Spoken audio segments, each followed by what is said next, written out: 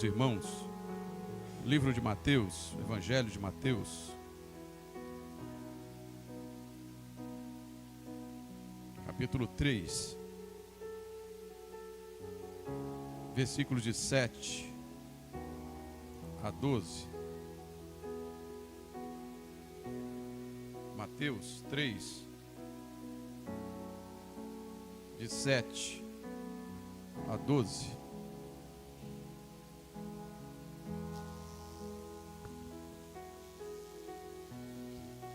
Aleluia.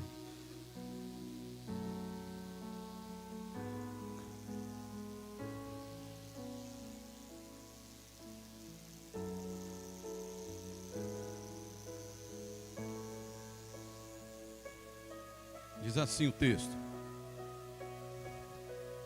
quando viu que muitos fariseus e saduceus vinham para onde ele estava batizando, disse-lhes: raça de víboras, quem deu a vocês a ideia de fugir da ira que se aproxima? Deem fruto que mostre o arrependimento. Não pensem que vocês podem dizer a si mesmo: Abraão é nosso pai. Pois eu digo que destas pedras Deus pode fazer surgir filhos a Abraão.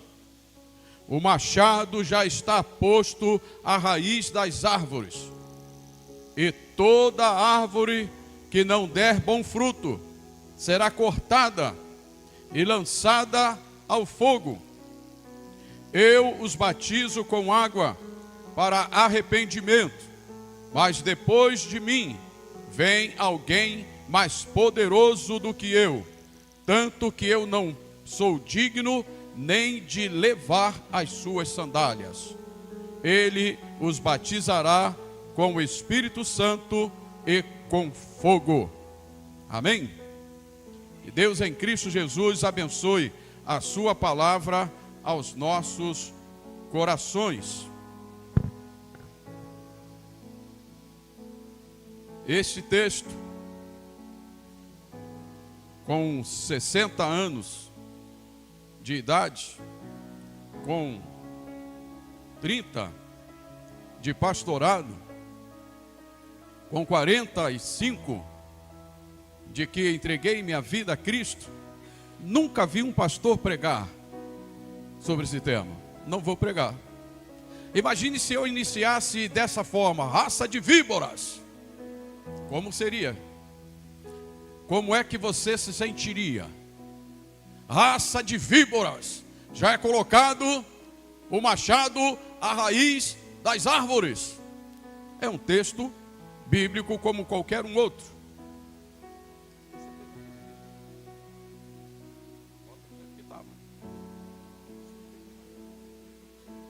Não.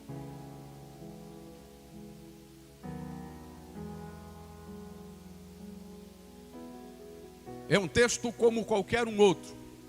Alguém sabe quem é que citou essas palavras? Quem? João Batista. Algumas pessoas achavam que João Batista fosse a reencarnação, ou Elias que ressuscitara. E ele diz: eu não sou Elias. Mas ele tinha todo o porte físico, as vestimentas. A sua mensagem era contundente. A sua mensagem penetrava. Ele falava para as multidões, os saduceus, os fariseus, que eram, Jesus mesmo citou, que eram como sepulcros caiados, eram bonitinhos por fora, mas por dentro estava cheio de imundícia. E aquele camarada, ele vai para o deserto. Ele era filho de sacerdote, então ele deveria também ser sacerdote, mas ele prefere ser um pregador da palavra. Ele funciona como, e sendo de fato o último profeta na era da antiga aliança. E ele faz o seu discurso com essa contundência. E ele fala àqueles e pessoas que ouviam se convertiam. Ele batizava muita gente, porque a sua palavra era como uma espada. Ela penetrava no íntimo da pessoa. Havia havia reconciliação, havia arrependimento.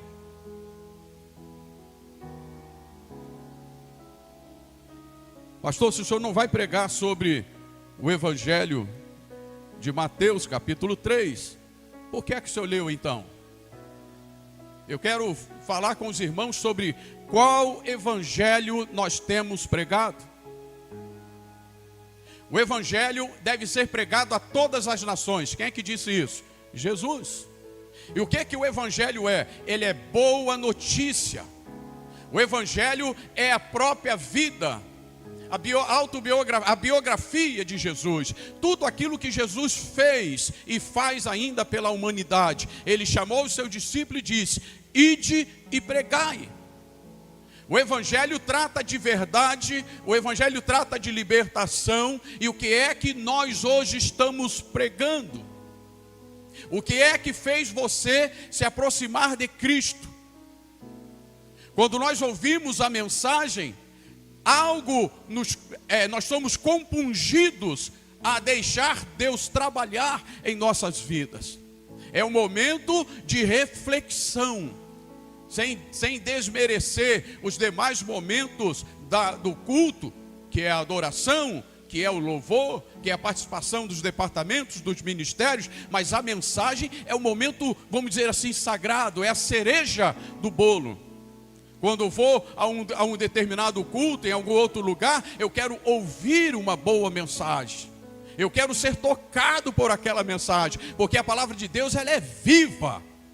E quando nós ouvimos uma boa mensagem, a gente sai pensativo naquilo, como está a nossa vida. E esta mensagem, ela tem o poder de transformar, ou pelo menos direcionar o caminho em que deve andar. Eu citei agora há pouco que João Batista era considerado o segundo Elias. E qual mensagem Elias pregava? Como era a mensagem de Elias? Elias, quando chega até Acabe, o Acabe fez assim, fala para ele: ei, chegou você aqui, ô perturbador de Israel? Você está aqui, ô perturbador de Israel? Como tem sido a sua mensagem, irmão? Você tem perturbado o mundo? Como tem sido a mensagem que você prega no trabalho, ou você não prega? As pessoas se sentem atraídas a servir a Cristo, a converter a Cristo com seu testemunho, com a sua mensagem. Porque a mensagem é pregada aqui no púlpito, como agora eu faço, mas é pregada principalmente lá fora, no meu trabalho, no meu dia a dia. Eu atraio pessoas a Cristo, ou eu repulso a Cristo com a mensagem que prego?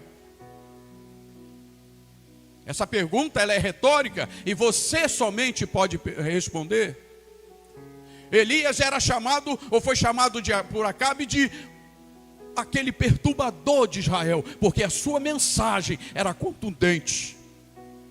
Ele tocou de fato um alvoroço na cidade, ou na nação de Israel.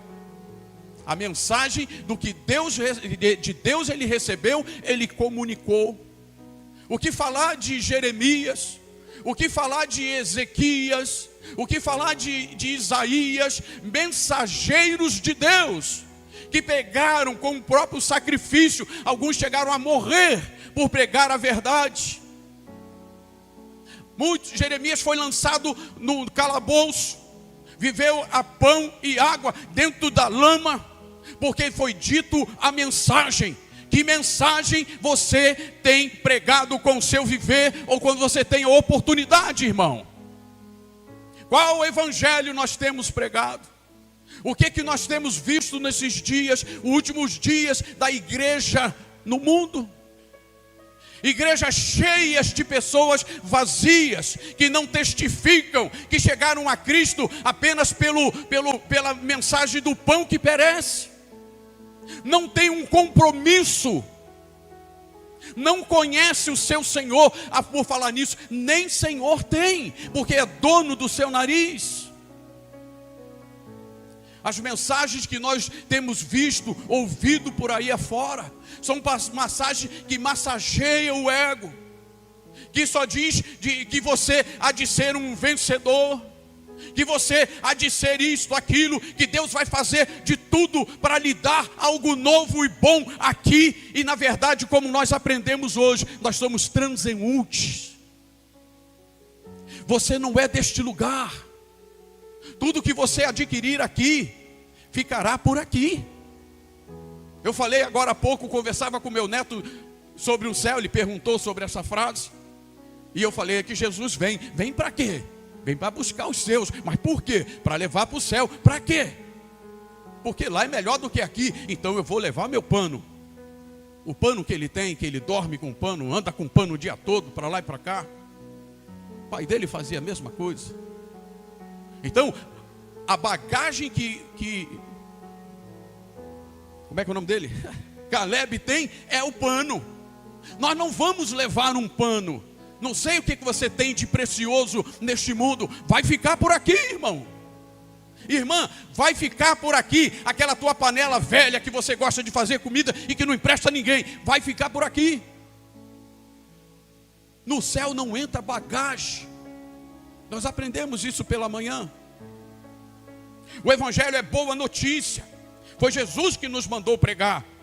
O evangelho é notícia boa. Não podemos guardar para nós.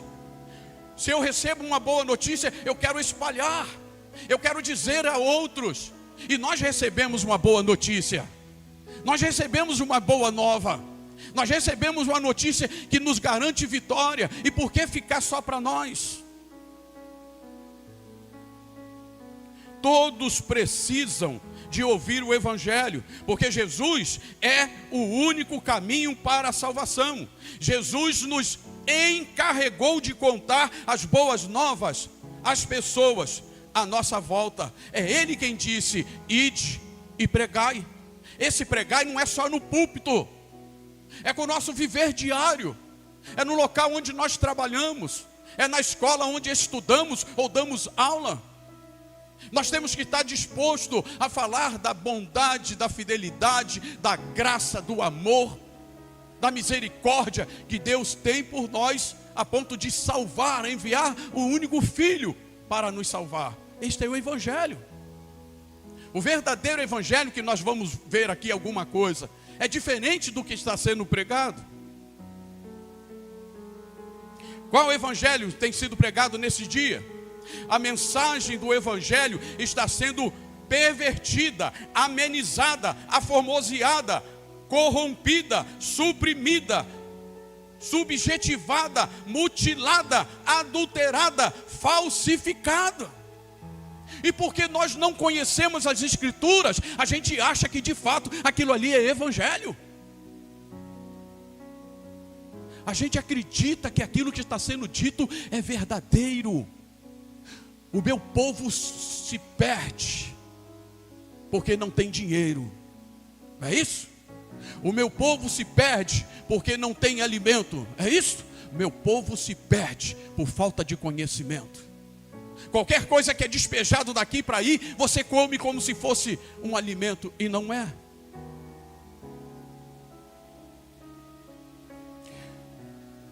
As pessoas de hoje, aqui não tem isso não, tá?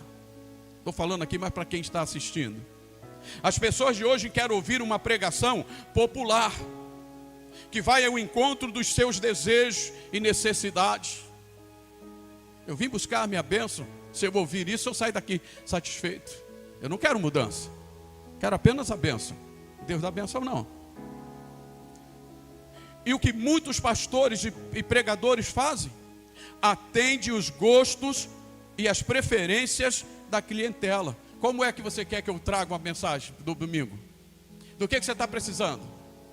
Qual a sua necessidade? Eu preparo um sermão dentro do que você quer. Eu preparo uma mensagem do jeito que você quer. Você vai sair daqui feliz da vida, mas não vai ser o evangelho de Cristo. Não é uma mensagem que vai mudar o seu viver, que pode transformar o seu viver, o seu caráter e aproximar você de Deus. Muitos púlpitos têm feito assim. Igrejas lotadas de pessoas querendo ouvir algo, massageamento do ego.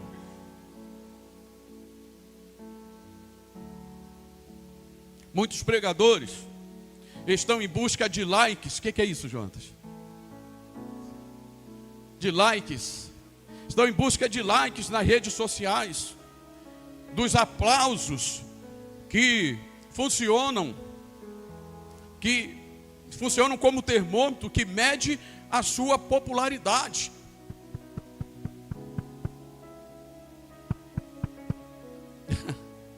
A mensagem não deve causar isso. A mensagem deve causar reflexão.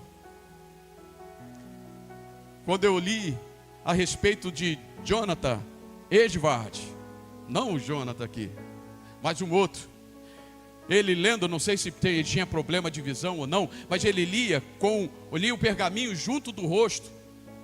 A plateia não sabia, não via o rosto dele, e ele lendo uma mensagem dizendo: pecadores na mão de um Deus irado.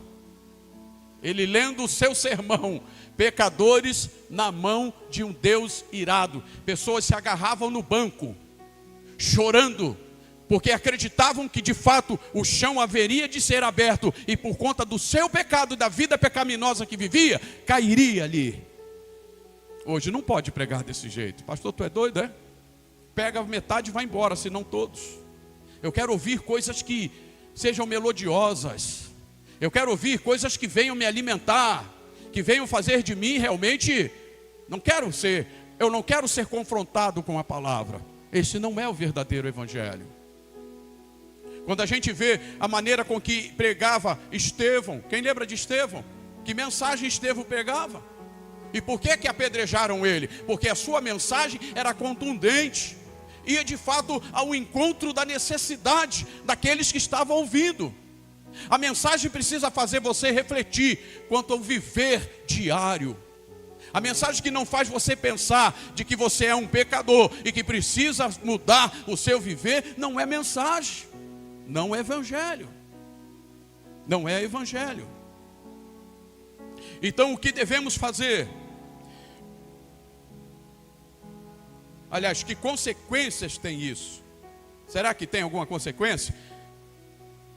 Dados do IBGE, os evangélicos são o segmento religioso que mais cresceu no Brasil nos últimos 30 anos. Ninguém cresceu mais do que nós. Eu me recordo, eu era novo convertido. Nos primeiros anos de caminhada, tinha um debate na Melodia, na Rádio Melodia, e tinha lá um padre e um pastor. E o pastor massacrou o padre. Na Bíblia, massacrar num bom sentido. E ali foi dito: por que os católicos fazem tanto isso? Aí ele disse, eu lembro isso como se fosse hoje, Maelza. Ele disse: espera vocês serem a maioria. Espera vocês serem a maioria, vê se vão ser mesma coisa. Hoje nós somos quase 40% da população. Aí você vê crente de tudo quanto é jeito aí fora. Crente que dá nó em pingo d'água, que arruma trabalho, mas pega a ferramenta no trabalho, que compra e não paga, e é crente. E é crente. Aquela profecia dita pelo padre há mais de 30 anos atrás, hoje se cumpre. Hoje é normal dizer: você é crente? Eu sou crente. Eu sou crente, rapaz. Sou crente. Mas é crente, mas isso você pode? Eu faço lá na igreja. Pastor, não fala de nada não. Isso você pode? Eu posso também, rapaz. Isso já era, isso já passou, isso não faz mal nenhum. É crente. Nós chegamos a quase 40% da população. Imagina se fôssemos crentes fervorosos. Como é que seria o Brasil? Imagina como seria o Brasil se tivesse 40% da sua população crentes que oram, que pregam, que testemunham, que dão bom testemunho, que não participam de falcatrua, que de fato adora a Deus na beleza de sua santidade, sabe que Deus é onipresente, onipotente, onisciente, e que testifica quando não tem ninguém por perto para ver. Como é que seria o Brasil, irmão? Nós temos falado aqui da Coreia do Sul, que tinha apenas 3% de evangélicos. Hoje é muito mais.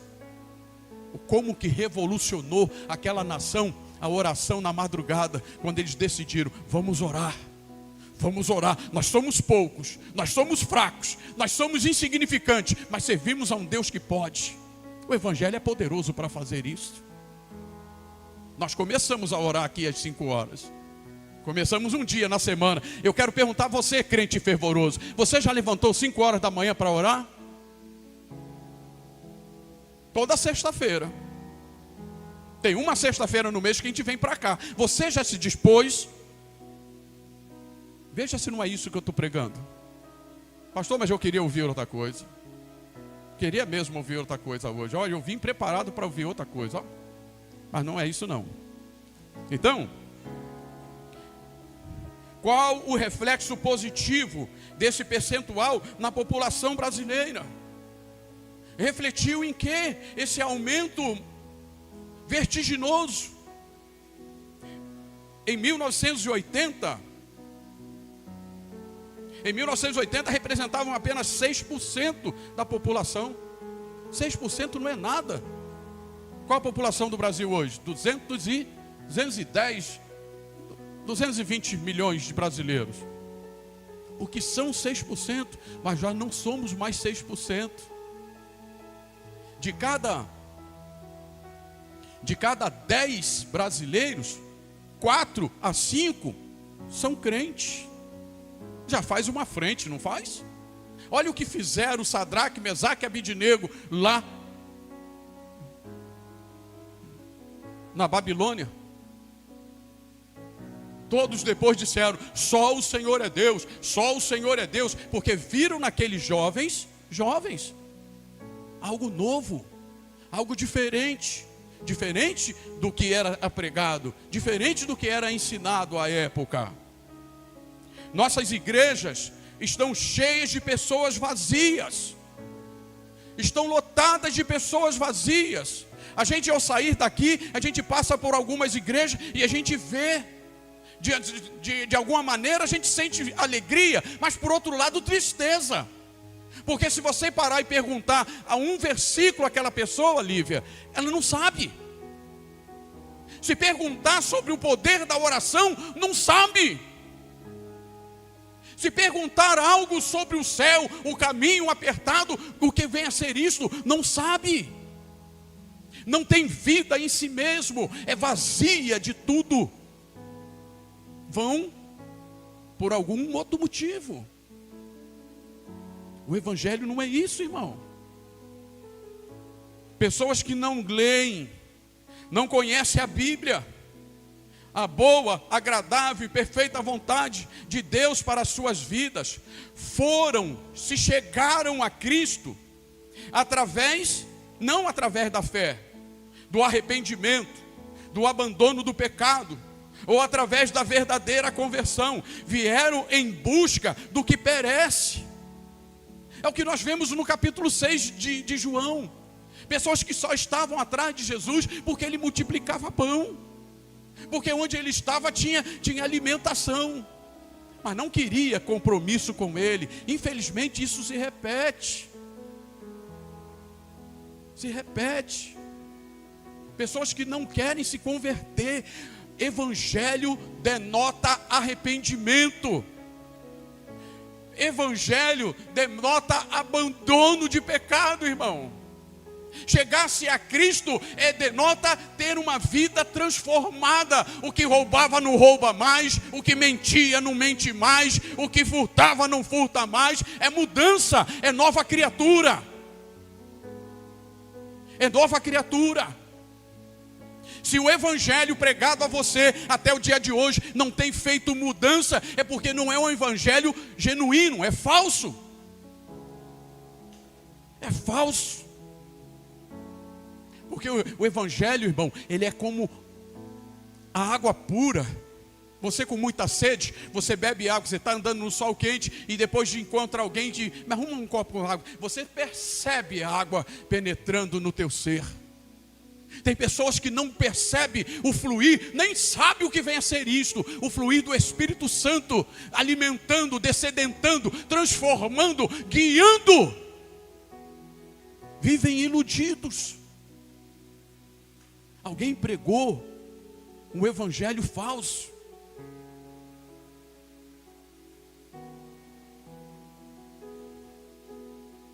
E o que é preciso fazer, pastor? Eu fui a Cristo dessa forma. Alguém pregou alguma coisa que eu ia ser muito feliz, que eu ia deixar de sofrer, que eu ia ter todos os meus problemas resolvidos. Foi isso o motivo que eu cheguei a Cristo. Mas eu tenho alguma coisa para modificar? Claro que tem. Claro que tem. O Evangelho é poder de Deus, irmão. O mensageiro, a mensagem não é dele. É a coisa mais difícil que tem. Eu já falei isso aqui uma vez. De você ler, compreender, orar, pedir incessantemente: Senhor, me ajuda, porque não sei nem por onde caminhar. Não é fácil. A mensagem não é do pregador. Eu não posso falsificar. Se você, para que eu possa entender, você me dá um suco, uma garrafa de suco de cupuaçu, para entregar a determinada pessoa. Aí no caminho eu pego, tem muito cupuaçu nesse negócio. Eu vou encher aqui, vou tirar a metade e vou colocar, sei lá o que. E preenche, toma aqui. Já não é, mas é outra coisa. Pode até parecer inicialmente, mas não é. Nós não temos o poder, o direito de subverter a mensagem que deve ser pregada. Nós não podemos. É necessário, é preciso voltar ao Evangelho, voltar a viver e a pregar o verdadeiro Evangelho. Há muitas pessoas em nossas igrejas que estão se esquecendo da vida de Cristo. Como é que eu vou esquecer do que Jesus fez por mim? A gente celebra a ceia aqui na igreja uma vez no mês. Fazer isto em memória de mim. Eu não posso esquecer o que Jesus fez. Mas tem pessoas que esquecem. Às vezes vem ou está na igreja, mas não sabe nem qual a razão, o motivo. E nós só estamos aqui em agradecimento ao Senhor.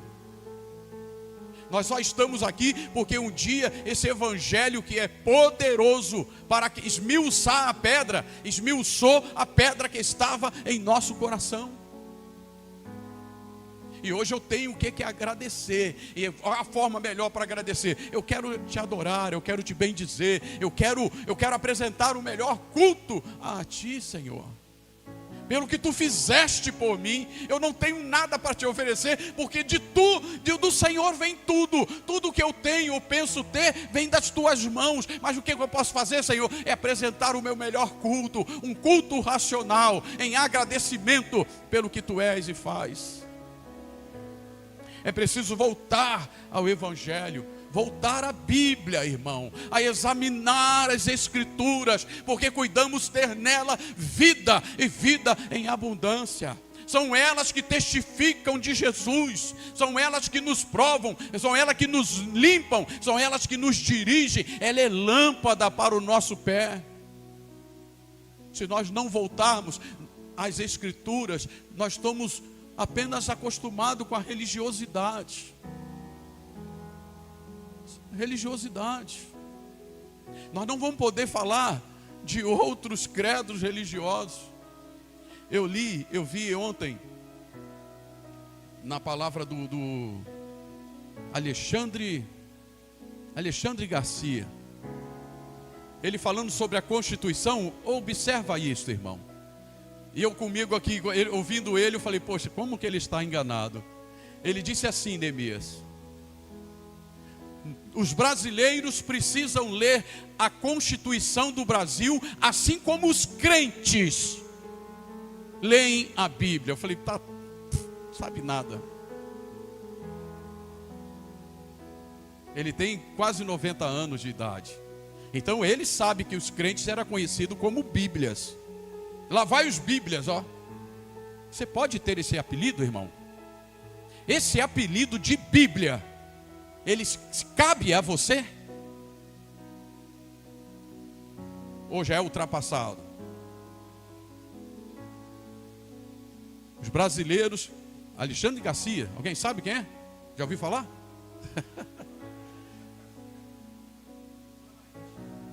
jornalista antigão, muito bom. E ele disse, eu ouço ele todo dia praticamente. E ele fala: os brasileiros precisam conhecer a Constituição do Brasil, assim como os crentes leem a Bíblia. Quase que eu liguei para ele: ei, não é mais assim não. Os crentes hoje não leem mais a Bíblia, Alexandre. Você está enganado, você tem que se formar melhor. Os crentes hoje não estão interessados mais na Bíblia. E olha que tem até Bíblia no celular. Facilitou muito, agora não é mais um pergaminho, sabia? Agora você tem livros grandes, pequenos, mas também você pode ler no celular. Você pode ler aonde você quiser, Alexandre. Mas muitos não querem. Muitos não querem. Porque quando você lê a Bíblia, irmão e irmã, você é confrontado com ela. A Bíblia é como uma peneira fina. Eu vejo aqui o pedreiro, na hora de trabalhar, ele passa a terra para o reboco, para o levante, na peneira, e tira um monte de cascalho. Olhando assim, olhando um monte de areia, não tem nada. Está bonita, ó, areia boa. Mas ele passa na peneira, tem cada pedregulho enorme. A Bíblia faz isso conosco. Se você não passar o seu viver, o seu pensar, o seu agir na peneira de Deus, que é a Bíblia, você vai engrossando cada dia mais, colocando crostas. Por último, essa crosta vai transformar você em outra coisa, em outra criatura. Já não é mais aquilo que era antes. O que é preciso então fazer? É preciso voltar o Evangelho. Muito disso, do que nós temos falado, tem a ver com a mensagem que pregaram para aqueles, como sendo o Evangelho. E o que o verdadeiro Evangelho faz?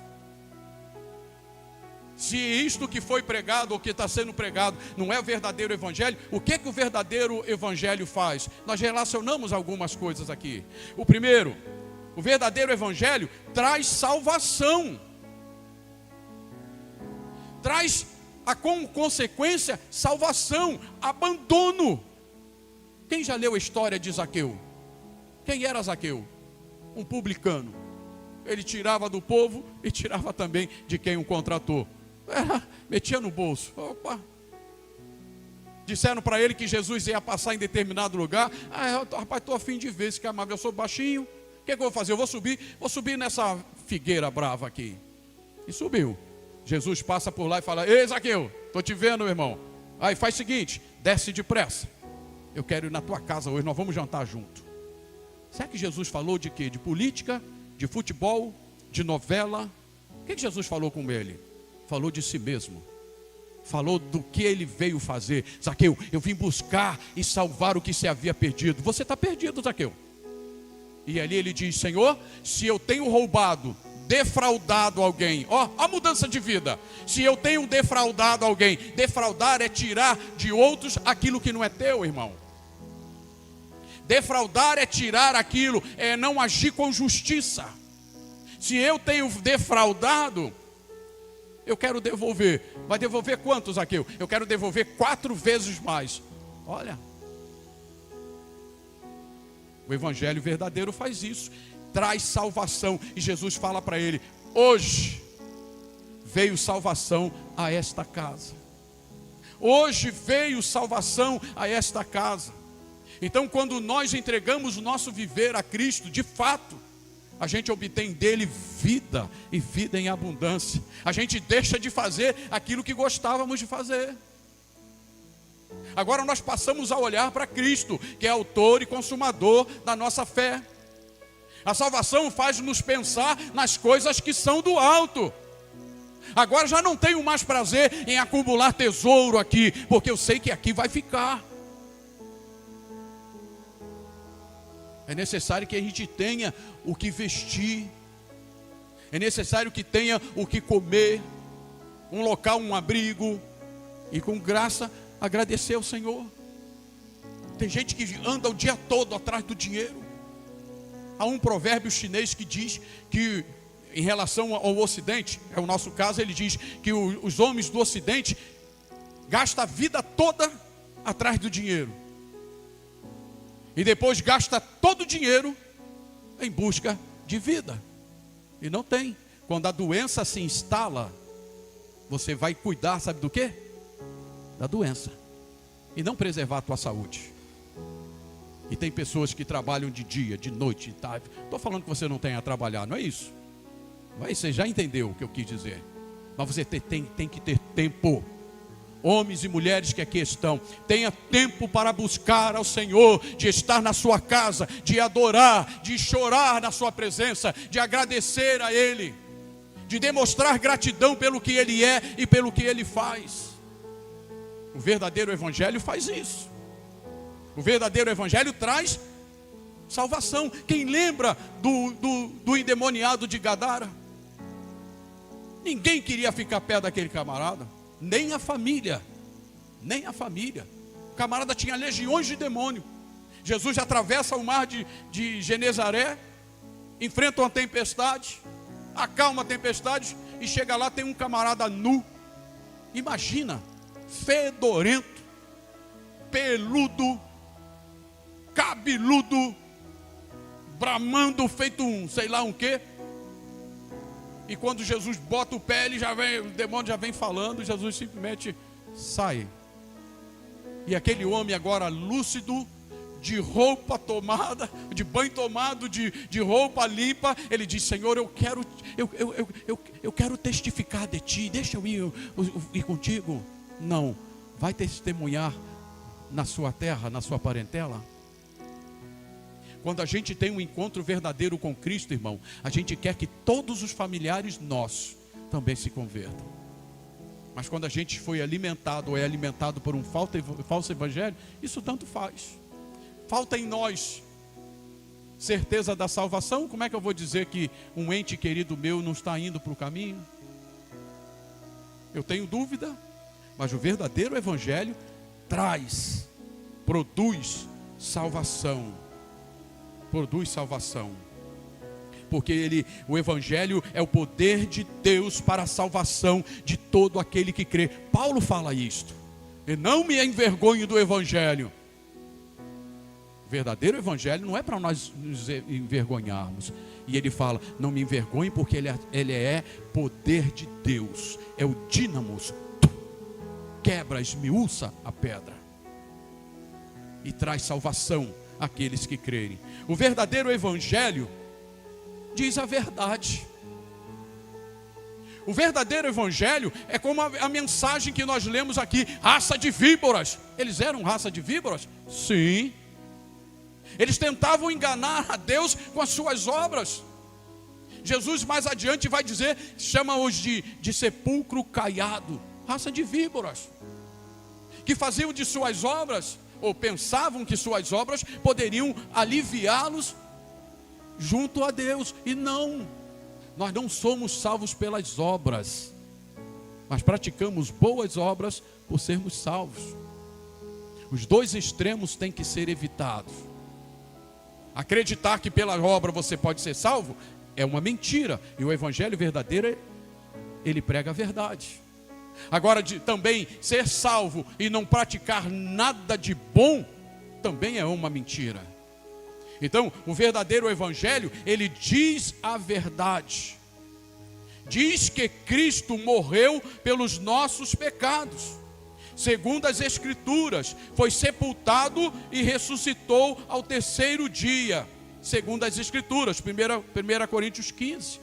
O evangelho verdadeiro diz que Jesus morreu por nossos pecados. Não, eu não tenho pecado não, eu sou bonzinho, eu nunca peguei uma manga no quintal de ninguém, eu nunca pulei um muro para poder pegar alguma coisa no quintal do vizinho, eu sou muito bom. Não é, porque todos nós pecamos, a nossa origem é no pecado. Nossas crianças nascem no pecado, são pecadoras desde pequenos, não ficarão quando crescidos,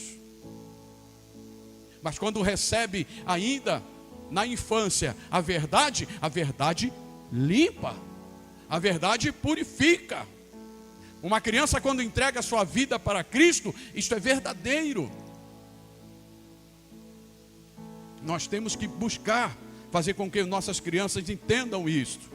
Jesus mesmo diz: conhecereis a verdade, e a verdade os libertará.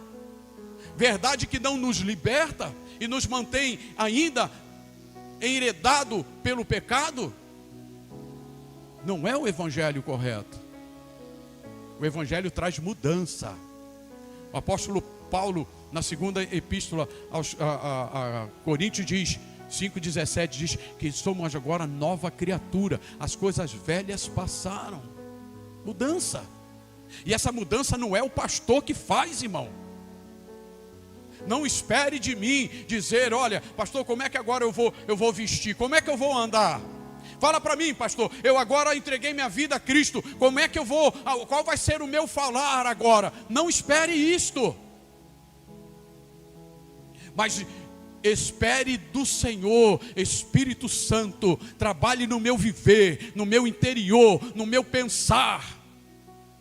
Comece a agir, a dirigir, a me guiar. Purifica os meus lábios, Senhor. Retira de mim todos os maus pensamentos. É o Espírito Santo que vai fazer isso. O verdadeiro evangelho produz em nós verdade. Aquilo que fazíamos, deixamos de fazer. Outra coisa que o verdadeiro evangelho faz, ele estimula a fé. O verdadeiro evangelho, ele estimula a fé.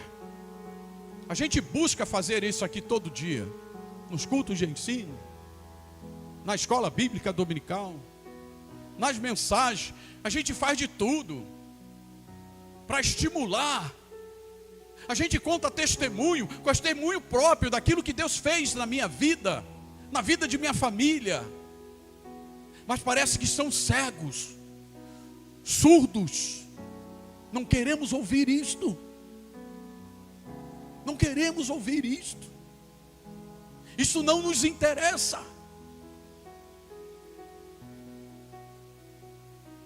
O verdadeiro evangelho estimula a fé. Você passa a querer viver pela fé. Você passa a viver, ao sair de casa você ora: Senhor, guarda os meus passos, livra-me do perigo, livra-me das armadilhas do maligno. Senhor, embaixo de tuas asas eu quero estar abrigado. Senhor, tu és o meu amigo fiel, aonde eu vou eu creio em ti. Estimula a fé. Mas o evangelho falso, de que nós falamos aqui, os crentes saem de casa, não oram. Os crentes simplesmente buscam como se o horóscopo fosse. Eu já falei aqui, vou repetir o que eu já disse. Antes de encontrar a Cristo, tinha uma mulher que ela fornecia horóscopo lá no Rio de Janeiro, na rádio, Zora Ionara. Ela dizia todo dia pela manhã: o número de hoje é o número 3. A roupa que você tem que vestir é o verde. E você precisa fazer isso, fazer aquilo. Muita gente assim fazia. Tem crente que não examina as escrituras, que não a tem como lâmpada para os seus pés, que procedem dessa maneira. Dá ouvido: ah, pastor, mas eu não ouço nenhuma Zora Ionara, mas ouve outros profetisas aí. Dão ouvidos a profetadas, ignoram as escrituras e praticam, por conta disso, por desconhecer, praticam coisas que não deveriam praticar.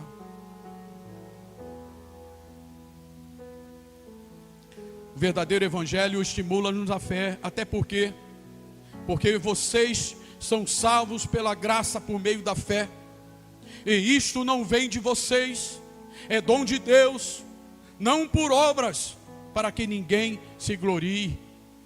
A fé me faz ver a cruz, o sacrifício de Cristo, eu lá dependurado.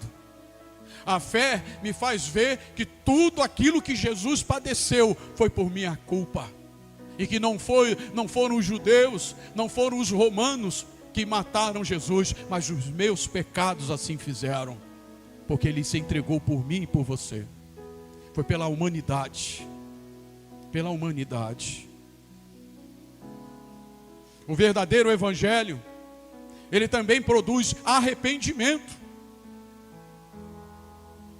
O verdadeiro evangelho faz eu pensar, chorar, perceber que o pecado me fez e faz mal. O verdadeiro evangelho produz arrependimento. Pedro, que era um homem medroso, que negou Jesus 3 vezes. Pastor, ele negou só 3, eu já neguei, já até passei o número dele, sou mais importante que ele. Fala de mim na próxima mensagem. Vou fazer isso. No dia de Pentecoste, quando alguns, e não eram poucas pessoas que lá estavam, interpretaram o falar em novas línguas, aquele movimento pentecostal todo, eles não é bem isso não. O que está acontecendo aqui nesta manhã é o que foi profetizado pelo profeta Joel, e ele começa a discorrer pela Bíblia. Ele faz um passeio na Bíblia, irmão. Ele conhecia as Escrituras. Se você diante de uma situação como a que Pedro estava, o que você faria? Pastor, eu só sei o Salmo 23, dá para iniciar uma conversa? Não dá não. Eu só li um capítulo da Bíblia até hoje, 2024. Eu tenho condições? Tem não. E por que é que você não lê? Falta de tempo? Ou amor à palavra? Amor à palavra é verdadeiro. Amor à palavra. O salmista diz: amo a tua palavra, ela é o meu meditar durante todo o dia. Sabe o que é meditar? É peneirar o nosso viver, peneirar segundo a palavra. Arrependimento. Olha o que Pedro falou: arrependam-se, pois, e voltem para Deus, para que os seus pecados sejam cancelados. E naquela manhã, quase 3.000 pessoas se converteram ao evangelho verdadeiro. E já ingressava na igreja e já, o que eu tenho que fazer? É isso aí mesmo. Pega, vamos trabalhar junto. Você agora vai testificar. Você agora é testemunha de Cristo. Agora o poder de Deus vai agir em você, e você vai testemunhar de Cristo aonde você for. O evangelho que está sendo pregado hoje diz que testemunhar de Cristo não é essa coisa toda não. Eu não preciso não.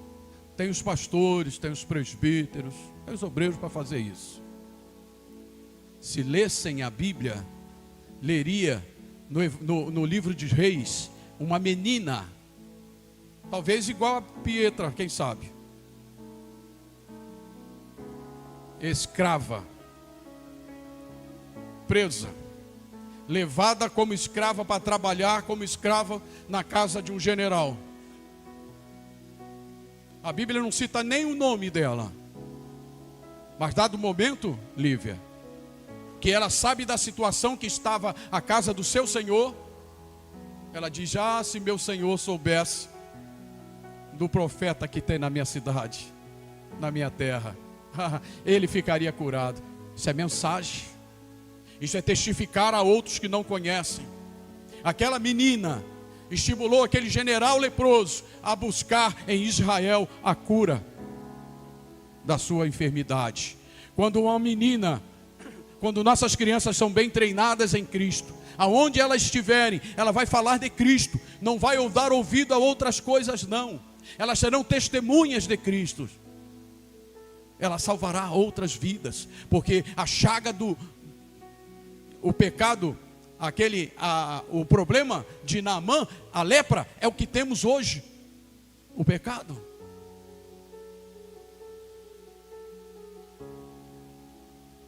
O verdadeiro evangelho revela, não sabe o quê?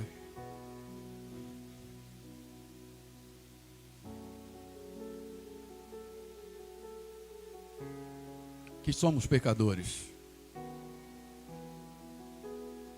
Uma vez conversava com um colega que participava do AA, Alcoólicos Anônimos. Alguém sabe o que é isso? Já ouviu falar? Lá eles dizem, lá contam os dias que você se abstém. Você é um beberrão, bebe tudo, dá 1 a 51. Quando você procura ajuda aos Alcoólicos Anônimos, ele começa: eu estou há tantos dias longe. Eu estou há tantos dias sem fazer uso.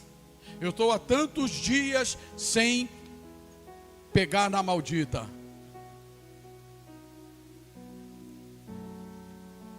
O verdadeiro Evangelho revela-nos que somos pecadores. E eu conversava com um colega a respeito disso, e ele falava: sabe o que é ensinado lá? Uma vez adicto quer dizer escravo para sempre. Aquele que está sendo assistido pelos Alcoólicos Anônimos, ele deve se esforçar para se afastar, fugir do primeiro gole. Não importa quanto tempo ele tem que está afastado, 1 semana, 1 mês, 1 ano, 10 anos, porque ele acredita que sempre será um adicto. Eles acreditam, e é verdadeiro isso, que sempre será escravo, hoje liberto. O verdadeiro Evangelho nos liberta, mas muitos tornam-se novamente escravos do pecado, porque se aproximam. A Bíblia diz: passa de largo, não sente, não ande pela vereda da injustiça. Passe de largo, não se assente, não tome conselho, e ignoram: não, eu já sou liberto, e acaba caindo em pecado. O verdadeiro Evangelho nos alerta que nós somos pecadores, mas que tem uma salvação, tem um antídoto. E o apóstolo São João nos diz: se confessarmos os nossos pecados, Ele é fiel e justo para nos perdoar os pecados e nos purificar de toda a injustiça. Não é por meios próprios que nós obtemos perdão dos nossos pecados, não são pelas boas obras, mas por ter entregue a sua vida a Cristo, por ter acreditado no seu sacrifício no Calvário. Somos pecadores, agora remidos. Jesus cravou a cédula do pecado, nosso pecado, na cruz. Ele nos reconciliou. Eu não posso esquecer disso. Não é mérito nosso, não é mérito meu ou teu aqui estar e dizer: eu sou salvo. Por isso é que eu não posso esquecer, por isso é que eu tenho que agradecer, por isso é que eu tenho que valorizar a liberdade que Cristo nos deu. Por último, para nós concluirmos, o verdadeiro Evangelho traz mudança de vida.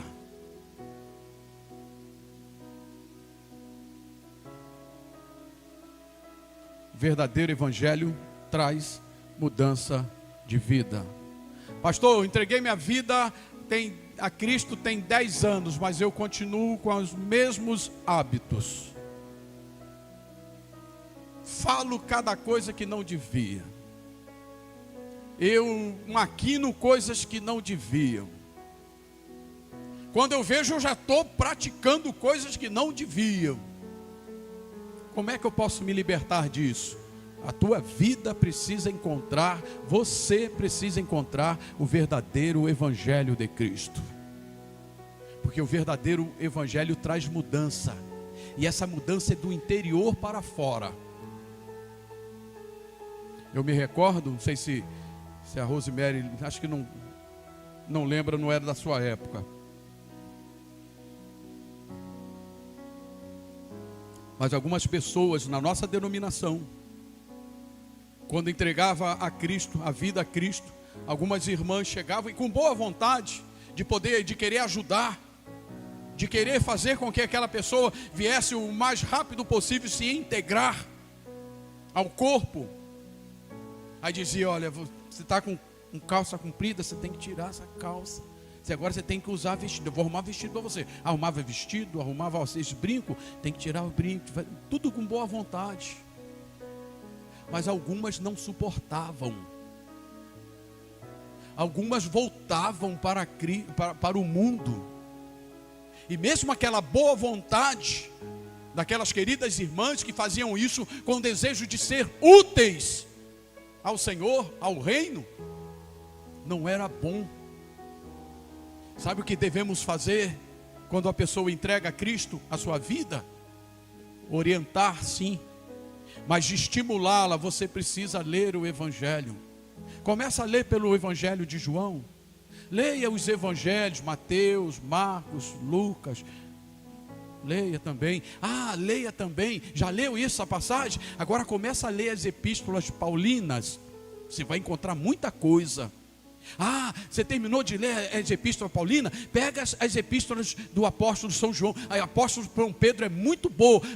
E com isto a pessoa começa a se aplumar. Há mudança de vida, porque ela passa a conhecer aquilo que não conhecia. Agora, se você entrega a sua vida para Cristo, não sabe as epístolas de Paulo, nunca se interessou de ler. Você entrega a sua vida para Cristo, nunca leu o Evangelho de João. Entrega a tua vida para Cristo e acha que somente o culto é suficiente. É falso evangelho, irmão, desculpa. É falso evangelho. Não vai haver mudança. A mudança é do interior, é de dentro para fora. O encontro faz isso, te estimula a ter paz, a ter fé, a testificar. Não é o pastor que vai fazer isso em você. Não espere isto de mim. Por mais boa vontade que eu tenha, e tenho demonstrado isso ao longo do tempo que aqui estou, mas se você não fizer a tua parte, de buscar ao Senhor, de orar, de encontrar momento a sós com Ele, para estudar, para ler, para cantar, para adorar, para bendizer, para exaltar, não vai ter mudança. Vai entrar ano, sair ano, mesma coisa. Quanto tempo? Eu estou com 20 anos, e aí? É como se estivesse chegando agora. Eu ainda estou lá fora, no pátio, como eu falei hoje na EBD. Estou lá fora no pátio. Ei, entra, caminha. Tem uma carreira para você percorrer. Não, eu estou gostando aqui de fora, está bom demais. Não há mudança.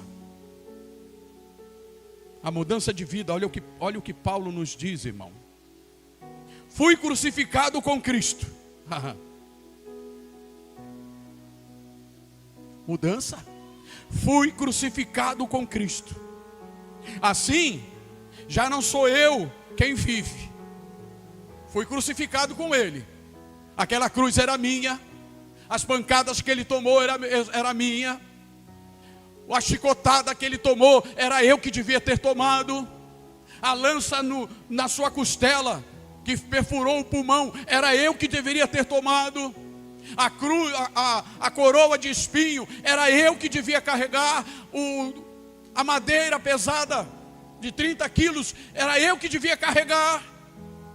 A cruz era minha, a cruz era tua. Já estou crucificado com Cristo, diz Paulo.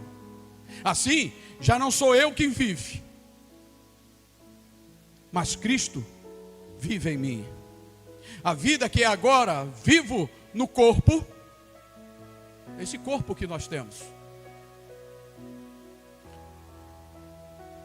vivo pela fé no Filho de Deus, que me amou e se entregou por mim. Paulo era morto. E eu quero te perguntar, irmão, você está morto?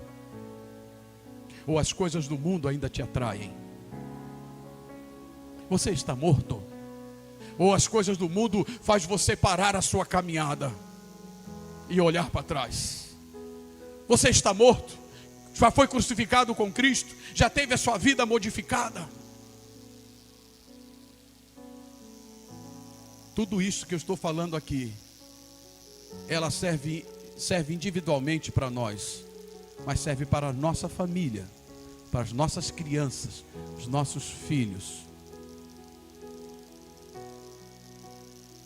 Porque quando você tem uma vida modificada, teus filhos percebem isso. Eu percebi isso no meu pai. Eu conheci o Exaltino antes e depois de Jesus. Rapaz, o negócio acho que essa dose que ele está tomando agora é mais forte do que aquela outra, ó. Mudança. Jesus faz um reboliço em nós. A vontade de pecar, você mata o velho homem. Você começa a olhar para Cristo. Você começa a caminhar com vontade de chegar no céu. Mas você não conhece o céu. Você só conhece aquilo que a Bíblia diz. Mas você sente saudade. Quer estar lá, porque é lá que Cristo está. E sabe que todas as coisas que do mundo faz-nos inimigo de Deus. Eu não quero mais o mundo. Como o apóstolo João diz, se amarmos o mundo, o amor de Deus não está em nós. Filhinho, não ameis o mundo, nem o que no mundo há. Porque aquele que ama o mundo, o amor de Deus não está nele. E tudo que há no mundo há de perecer. Perecer, morrer. O verdadeiro evangelho faz de nós, ou traz à nossa vida, mudança. Zaqueu deixou de roubar. Deixou? Deixou. Paulo deixou de perseguir a igreja. Deixou? Deixou. Passou a ser perseguido, mas nunca mais perseguiu. Lamentava profundamente que ele foi um perseguidor. Ele nem queria ser chamado de apóstolo. Eu não sou digno de ser chamado apóstolo, porque eu persegui a igreja do Senhor. Mudança de vida. Irmão, se você está feliz com a vida que está vivendo, e que não se preocupa com mudança alguma, e você continua a mesma coisa há tanto tempo, estando no Evangelho, é porque o Evangelho que foi pregado a você não é verdadeiro. Chegue-se para Cristo. Você que está em casa. Vamos finalizar. A Bíblia expressa em vários momentos com relação à divulgação da palavra de Deus. De acordo com Paulo em Romanos 10, 14 a 17, não há como pessoas crerem se não ouvirem a mensagem de Cristo. Como crerão se não há quem pregue? Então você deve pregar o Evangelho. Como crerão se não há quem pregue? Você tem que pregar o Evangelho. Onde, pastor? Aonde você estiver. Aonde você estiver. Filipe com sua família foi expulso de Jerusalém. E foi para onde? Foi para Samaria. Acabou o ministério dele. Sim ou não? Não. Chegando lá em Samaria, o que ele fez? Tocou alvoroço na cidade. Jesus libertou, curou, transformou vidas. Porque ele pregava o Evangelho. O Evangelho que estimula a fé. O Evangelho que traz mudança, que traz salvação. O Evangelho que modifica, que faz nos chegar verdadeiramente a Cristo. Não há como as pessoas crerem se não ouvirem a mensagem do Evangelho. Você é testemunha. O Evangelho nos ensina que somos testemunhas de Cristo. Aquilo que Ele fez na nossa vida, é possível que Ele faça na vida de outro, observando a sua vida, o seu viver. Mas se não tiver mudança alguma na tua vida, ninguém vai ver mudança alguma, não vai sentir estimulado a isto. Isso enfatiza que o trabalho do cristão também consiste nessa ação de resgate dos pecadores. Você já foi resgatado, irmão? Você já foi alcançado, irmã? Agora está na tua vez de alcançar alguém. Está na vez de estender o braço e retirar alguém do lamaçal do pecado.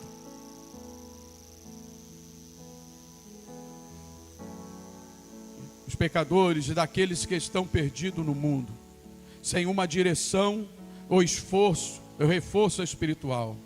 Sem os pregadores, não há mensagem. E sem mensagem, não há salvação. Quando você se nega a pregar o evangelho na sua família, na sua escola, no seu trabalho, aonde você está, não tem mensageiro. Não tem mensageiro. As pessoas não crerão em Cristo, não obterão salvação, porque você se nega a pregar o evangelho. Tinha um personagem no Antigo Testamento que ele era Aimaas, o nome dele. Ele é conhecido de mensageiro sem mensagem. Ele é que transmitia as ordens do rei. Mas quando, por ocasião da batalha,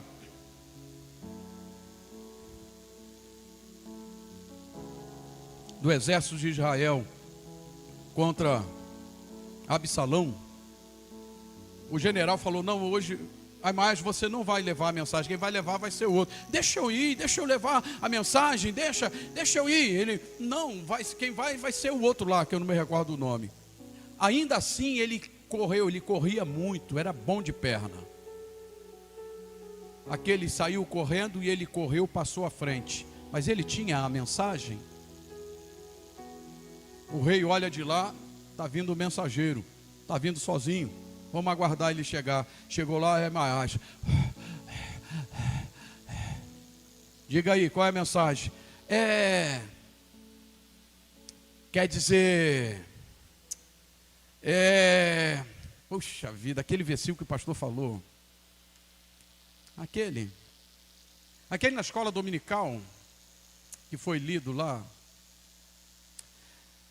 Puxa. Mensageiro sem mensagem, Deus não pode usar.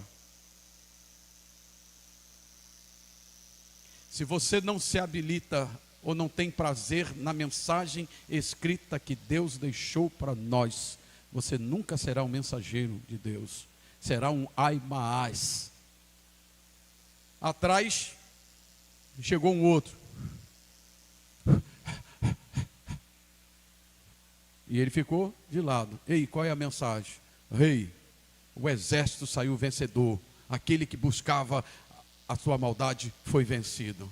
Mensagem contundente. A mensagem do evangelho que você deve portar. Você é portador das boas novas. Daquilo que as boas novas fez a você. Você tem condições de também passar a outros. Pregue a palavra de Deus, pregar a palavra de Deus na sua essência, passar o conhecimento espiritual do cristianismo de modo prático para a vida, de forma prática para a vida das pessoas que precisam de algum auxílio ou acolhimento em um momento de dificuldade. Fale do evangelho, fale do que Cristo pode fazer, não invente. Seja simples, porque o evangelho verdadeiro, ele é simples. Por isso que ele atingiu e atinge tantas pessoas. Para conseguir tal objetivo, não é preciso ter um imenso preparo. Não espere você fazer uma faculdade de teologia para você começar a testemunhar. Não. Testifique com aquilo que Deus tem feito na sua vida, na sua família, no seu viver diário. Comece a ter momentos a sós com Deus, orando e pedindo ao Senhor que revele, que mostre. Você começa a ter respostas às orações. Se Deus responde, é porque é vivo. Se Ele é vivo, eu vou falar dele. Mas sabe o que nos desestimula a falar de Deus, de Cristo, do Evangelho? É que nós não temos experiência com Ele. Eu não oro, Ele não me responde. Eu não peço, Ele não me dá. Eu não tenho experiência com Ele. Eu sou totalmente vazio. Vou falar do quê? Jesus fala que a boca fala o quê? O coração está cheio. Meu coração está vazio. Minha mente está vazia. A ponto até de outro vir a usar. Vou falar de Jesus e como? Pregue o evangelho que você vive. Pregue o evangelho que você vive, que você ouviu, que te libertou, que te transformou, que fez de você nova criatura, que fez você ter fé. Fé não na sua força, no seu poder, no seu intelecto, mas fé naquele que é poderoso para fazer muito mais do que pedimos ou pensamos. Pregue o evangelho que você vive, persevere nestas coisas, porque fazendo isto, te salvarás, tanto a ti mesmo, como aos que te ouvem. Tanto a ti mesmo, como aqueles que te ouvem. E eu quero finalizar contando um testemunho rápido. Essa semana eu fiz um vídeo aqui, como sempre faço. Aí mandei para diversas pessoas do meu contato. Lá no Rio de Janeiro, em Soares, fomos soldados juntos. Ele me conheceu lá, como soldado cristão.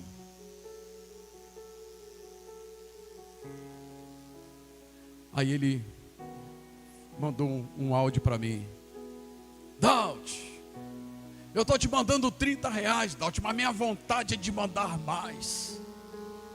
Porque eu vejo o teu trabalho, você continua o mesmo de mais de 40 anos atrás.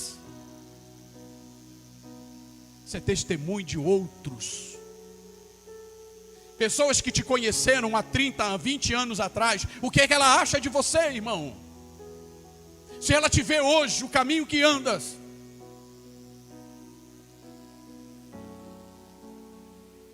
Pregue a palavra. Pregue o evangelho que você vive. Se você recebeu de alguém um evangelho falso, busque no evangelho verdadeiro essa recuperação. Ainda há tempo, porque Deus quer usar teu viver. É tempo de você viver uma novidade de vida. É tempo de você ter um relacionamento melhor com Deus, para você e para a sua família. Eu queria falar algo aqui do que eu tomei conhecimento, mas deixa para lá. Como que tem pessoas que ficam, pastor, não gosto, eu estou ali ouvindo, mas minha vontade é de ir embora. Procura ver a vida daqueles que aqui saíram. Procura ver. Tem muitos púlpitos pregando coisas que não devia. E sabe quem sofre com isso? A família. Coisas que não tem como reverter. E eu paro por aqui. Tem coisas que, se Cristo não agir, não tem como reverter. Você pode bater, pode esfolar, pode arrancar cabelo, meter a unha, não vai mudar, porque o que provoca mudança genuína e verdadeira é o poder de Deus, o evangelho de Deus, que tira o pecado do mundo. Deus abençoe, no nome de Cristo Jesus.